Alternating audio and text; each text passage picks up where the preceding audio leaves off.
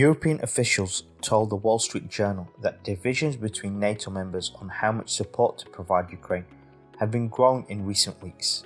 On one side, Western European nations led by France and Germany are reluctant to send Ukraine heavy weapons, have maintained dialogue with Russian President Vladimir Putin, and are calling for a negotiated solution to the end of war. On the more hawkish side are the US, Britain, and nations on the northern and central Europe. These nations want to put more advanced weaponry in Ukraine's hands and are against talks with Russia. The Latvian Prime Minister Krišjānis Kariņš told Politico that Russia must lose. The main goal of ours has to be that Russia loses, and the other side of the coin is that Ukraine wins the war. Anything short of that means we have a very bad security situation in Europe.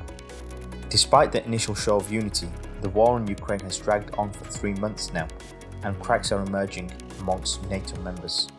Zionist President Isaac Herzog has said that he recently received a delegation of Pakistani Americans, calling it an amazing experience.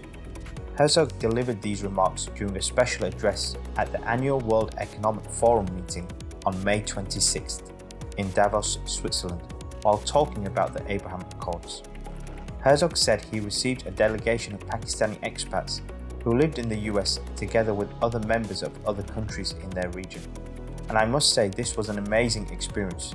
We haven't had a group of Pakistani leaders in Israel in such scope, and that all stems from the Abraham Accords, meaning Jews and Muslims can dwell together in the region. Although Herzog did not mention details about the Pakistanis he met, Sharaka, an Israeli non-government organization, had organized a visit of Pakistani American delegation to promote peace in the Middle East. In a major setback for China, 10 Pacific Island nations rebuffed China's push for a wide-ranging regional security pact. Chinese Foreign Minister Wang Yi, who held talks with the leaders of these nations, failed to reach an agreement regarding the security pact. The Secretary General of the Pacific Islands Forum, Henry Puna, said, "We are all well aware of the increasing intensity of geopolitical maneuvering in our region today.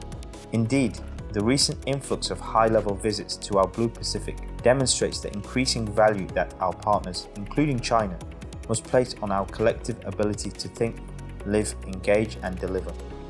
Geopolitical point scoring means less than a little to anyone whose community is slipping beneath the rising seas, whose job is being lost to the pandemic, or whose family is impacted by the rapid rise in the price of commodities, said Fiji's Prime Minister Frank Bainimarama.